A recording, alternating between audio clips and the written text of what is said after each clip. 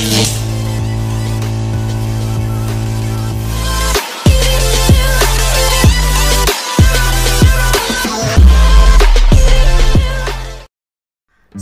beberapa hari ini Mira berjalan tak karuan.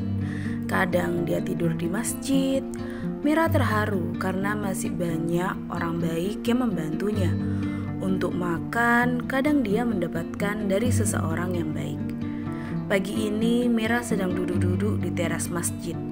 Dia memandang awan putih yang memang cuaca pagi ini sangat sejuk. Ia menghela nafasnya berkali-kali. Sesekali dia menghapus air mata yang lolos jatuh mengenai pipinya. "Bapak, Ibu, Mira kangen kalian," ucap Mira. Tidak lama kemudian datanglah seorang wanita parubaya yang melihat Mira menangis. "Nak, ada apa?" tanya ibu itu. "Tidak apa-apa, Bu," jawab Mira dengan mengusap kasar air matanya. "Tidak mungkin tidak apa-apa, Nak. Ceritakan saja, siapa tahu ibu bisa bantu." Ibu itu menatap Mira. "Saya rindu kedua orang tua saya, Bu." Ibu itu yang mengetahui kesedihan Mira pun langsung memeluknya. Ia bisa merasakan tangisan Mira yang semakin lama semakin kencang. "Kalau kamu rindu, kenapa kamu tidak mengunjunginya?" "Tidak bisa, Bu. Ada sesuatu yang membuat saya takut bertemu dengan mereka." "Nak cantik, apapun masalah yang kamu hadapi saat ini, jangan pernah bersembunyi, Nak. Masalah tidak akan pernah terselesaikan dengan bersembunyi. Ibu yakin kok orang tua kamu pasti mendukungmu," ujar ibu itu membantu Mira mengusap air matanya. "Tapi Mira tidak punya ongkos buat pulang, Bu." "Ya Allah, Nak, kasihan dirimu. Ya udah, tunggu di sini ya. Ibu akan membantumu untuk pulang." Ibu itu pun bergegas pergi meninggalkan Mira untuk pulang ke rumahnya. Tidak lama kemudian dia pun kembali dengan membawa tas kecil dan juga sudah berganti pakaian. "Ayo Nak, Ibu antar kamu ke terminal bus. Ibu ingin memastikan kamu pulang dengan selamat." Mira sangat terharu atas kebaikan ibu satu ini. "Ya Allah, terima kasih banyak ya Bu. Semoga ibu dibalas kebaikan berkali-kali lipat." Ibu itu pun tersenyum. Mereka berdua melangkahkan kakinya menuju terminal bis. Ya, tepat hari ini Allah menjawab doaku yang merindukan kedua orang tuaku. Allah mengirimkan seorang wanita berhati malaikat yang membantuku menemui orang tuaku. Ya, benar kata ibu. Sampai kapan aku akan melarikan diri? Sampai kapan aku akan bersembunyi? Aku tidak mau mengecewakan kedua orang tuaku yang sudah susah payah menguliahkanku. Aku akan menyelesaikan semua masalahku, pikir Mira yang duduk di bis jurusan Malang.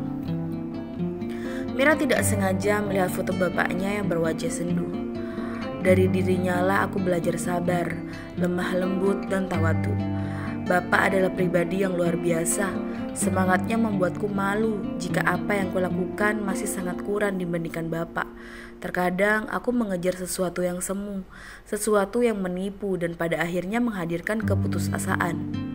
Selama berada di perjalanan, kubiarkan air mata mengalir meski sesaat. Aku begitu sedih saat teringat Bapak yang sudah semakin rapuh. Rambutnya semakin telah memutih, tubuhnya semakin lemah dan batuk-batuk. Jari-jari tangannya sering gemetar. Kerja yang begitu keras. Semua itu dilakukan demi aku, kakak, dan adik-adikku. Hati ini semakin rapuh dan teriris jika apa yang kulakukan salah di matanya. Aku semakin tidak tega saat Bapak berkata, "Bapak tidak ingin kamu seperti Bapak dulu." Sekitar pukul 5 sore, aku sudah sampai di tanah kelahiranku. Kedatanganku disambut oleh ibu. Dia tersenyum menyambutku dengan senang. Demikian juga denganku yang semakin terharu atas ciuman dan juga pelukannya. Kucium pipi ibu yang mulai dihiasi garis-garis keriput. Kurasakan kehangatan dan kedamaian yang luar biasa saat tubuhku dipeluk olehnya. Sukacita memenuhi rongga tubuhku. Rasanya aku tidak rela melepaskan pelukan ibu. "Lama sekali tidak pulang, Nak?" tanyanya penuh selidik. Iya Bu, banyak tugas yang tidak dapat Mira tinggalkan, ucapku berbohong. Ya Allah, ampunilah hamba. Tidak lama kemudian, kutinggalkan ibu yang berada di teras. Aku menuju kamar, meletakkan barang-barangku. Kemudian beristirahat di kamar sampai maghrib. Ibu sudah tahu kebiasaanku setelah menempuh perjalanan jauh. Usai sholat isya, aku merebahkan tubuh di kasur. Meskipun hanya setengah jam saja, tetapi cukup untuk melonggarkan saraf-saraf yang tegang setelah seharian berada di dalam bis. Keesokan harinya jam menunjukkan pukul 7 pagi. Setelah sarapan, ibu dan bapak memanggilku. Tanpa menunggu lama, aku langsung mendekat. Kemudian duduk di hadapan mereka sambil menyentuh tangan ibu.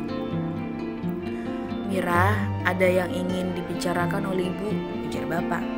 Sejenak kemudian beliau terdiam dan menatap mata ibu. Ada apa Bu? Tanyaku penasaran.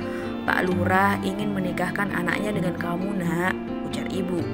Menikah Bu? Mira masih sangat muda dan Mira masih ingin mengejar cita-cita Mira Bu. Tapi mau bagaimana lagi nak, bapak kamu berhutang banyak pada Pak Lurah. Belum lagi hutang pada rentenir dan juga bank. Bapak berhutang juga karena untuk membiayai kamu kuliah nak. Mira terdiam. Bukannya anak Pak Lurah sudah memiliki seorang istri Bu? Kenapa harus menikah lagi dengan Mira? Maafkan ibu nak, tapi kami tidak punya pilihan lain. Dan mungkin kamu akan menjadi istri kedua anak Pak Lurah. Mira seketika meneteskan air mata. Ya Allah, cobaan apa lagi ini? Kenapa cobaan ini bertubi-tubi? Mira sangat tahu bahwa anak Pak Lurah adalah seorang yang beristri dan berperilaku serta berwatak buruk. Dan Mira tidak habis pikir dengan permintaan ibu agar Mira mau menikah dengan anak Pak Lurah itu. Tanpa berpikir panjang, Mira pun kembali ke kamarnya meninggalkan ibu juga bapaknya. Mira merenungkan nasibnya yang akan menjadi istri kedua anak sang Pak Lurah. Ya Allah, Mira gak mau ngecewain ibu dan bapak lagi. Apa Mira terima saja perjodohan ini? Mereka sudah susah payah menyekolahkan Mira dan Mira malah membuat masalah. Sekarang mau tidak mau Mira harus menikah dengan anak Pak Lurah. Apa ini memang takdir Mira? Gumam Mira meneteskan air mata. Gadis berkerudung pink ini yang biasanya ceria kini duduk di lantai kamarnya yang sudah mulai rusak. Dari mulutnya keluar tangisan pilu, wajah sembab dan mata bengkak karena sudah begitu lama menangis. Mendengar suara tangisan Mira yang tak kunjung mereda, ibunya pun menghampiri Mira. Ada apa nak? Kenapa kamu menangis dari tadi? Bu, Mira tidak mau menikah sama laki-laki itu Bu. Entah keberapa kali gadis itu memohon, tapi wanita parubaya yang duduk di atas ranjang itu tidak mengucapkan satu kata pun. Ia bahkan ikut menangis pilu karena tidak bisa menolak pinangan dari seseorang terpandang di desanya. Memiliki banyak hutang dan tidak mampu membayar membuat kedua orang tua gadis itu tidak punya pilihan lain selain menyetujui pinangan sang pemberi hutang untuk anaknya. Mereka akan bahagia jika anak Pak Lurah itu baik dan soleh. Mungkin tidak ada masalah bagi Mira dan juga keluarganya menerima pinangan Pak Lurah. Tapi dari fakta yang beredar, lelaki yang akan menjadi calon suami Mira itu adalah seorang pemabuk, juga berstatus ayah dari 3 anak dari istrinya, dan Mira akan menjadi istri keduanya. Parahnya lagi, istri-istri sebelumnya meminta cerai karena perilaku buruk lelaki itu. Ketika tengah mabuk, istrinya kerap mendapatkan pukulan dan tindak kekerasan lainnya. Bukan hanya itu, dia memang suka memaksa para gadis untuk ia nikahi.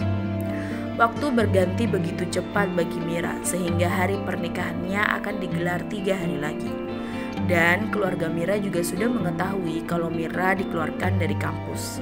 Semua keluarganya kecewa, namun mau dikata apa?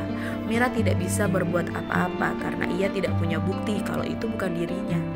Hampir tengah malam, namun matanya tidak bisa terpejam. Gelisah serta kalut melanda dirinya. Tubuhnya yang sedikit kurus akibat jarang makan hanya berguling-guling di tempat tidur. Ia tertekan. Ketukan di pintu kamar membuatnya bangun dan membukanya.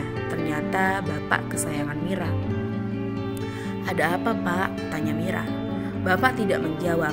Ia masuk ke dalam kamar yang hanya diterangi lampu remang-remang. Bapak pun mengeluarkan uang 200.000 dan juga cincin dari balik kopiahnya.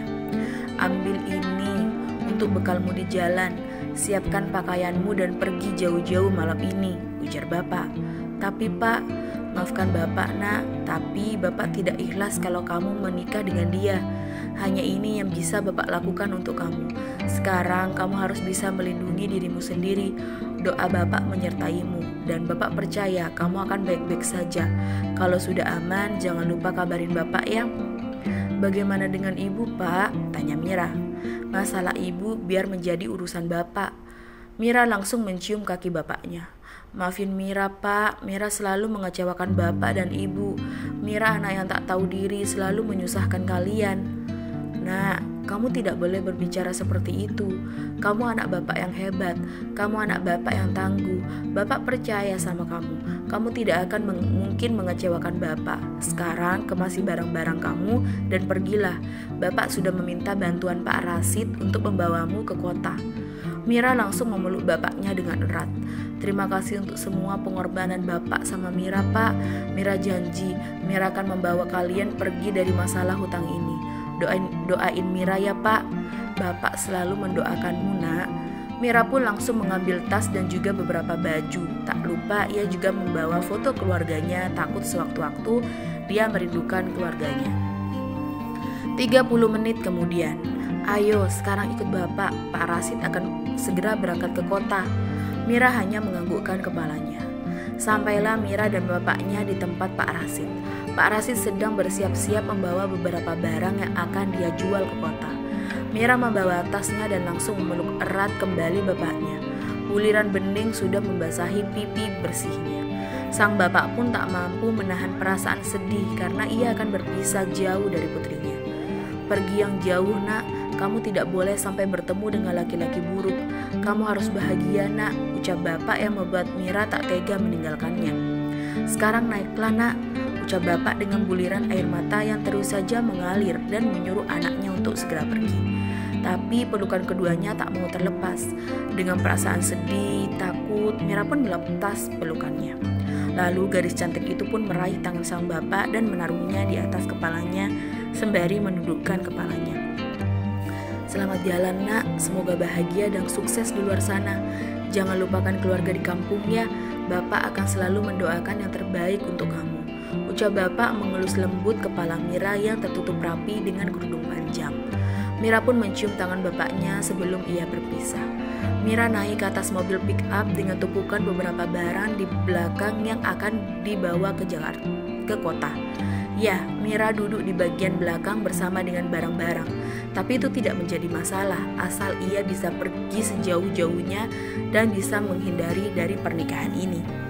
Setelah menaiki mobil itu, bukan berarti Mira sudah aman dalam pelarian ini. Terbukti di tengah jalan yang sepi, Pak Rasid menerima panggilan dari temannya bahwa calon suami Mira atau anak Pak Lurah itu sudah tahu kalau Mira kabur dan ikut mobil Pak Rasid. Bahkan anak Pak Lurah itu sekarang sedang mengejar mobil Pak Rasid. Pak Rasid takut, ia merasa bingung saat ini. Pasalnya ia takut harus berhadapan dengan anak Pak Lurah dan tidak mau mengambil resiko lebih besar lagi jika ia tertangkap. Tapi di sisi lain dia juga kasihan pada Mira karena mereka masih sangat jauh untuk sampai ke kota. Melihat Pak Rasid yang bingung, Mira pun turun dari mobil dan menghampiri Pak Rasid. Tidak apa-apa pak, saya turun di sini aja. Bapak pergi saja, saya tidak ingin melibatkan banyak orang dalam masalah saya. Terpaksa Mira turun dari mobil Pak Rasid dan mencari tumpangan lain ke kota. Memang tidak mudah, ada beberapa mobil, truk, atau mobil pribadi yang lewat namun tidak ada yang singgah satupun. Karena tempat itu sangat sepi dan juga gelap. Mungkin mereka berpikir Mira hantu atau begal. Mira berjalan di tengah kegelapan yang diterangi oleh bulan dan bintang. Dingin, sendirian, dan rasa takut yang menghampirinya ketika mendengar suara-suara binatang malam. Mulutnya terus saja melafalkan doa agar dilindungi oleh Allah. Mira memeluk diri sendiri, berusaha menghangatkan tubuh yang mulai gemetar. Kakinya mulai lelah untuk melangkah, entah sudah sejauh mana ia melangkah. Kepalanya mulai pusing dan sakit di perutnya karena ia harus menahan lapar. tapi ia mencoba untuk tetap bertahan dan tetap berjalan meskipun dengan langkah yang sangat berat. Namun tidak lama kemudian seorang pria dengan mobil BMW berwarna hitam mengemudikan mobilnya sembari menelpon seseorang. Ia menelpon sahabatnya yang sedang mencarikan dirinya seorang babysitter untuk adiknya yang masih berusia 5 tahun.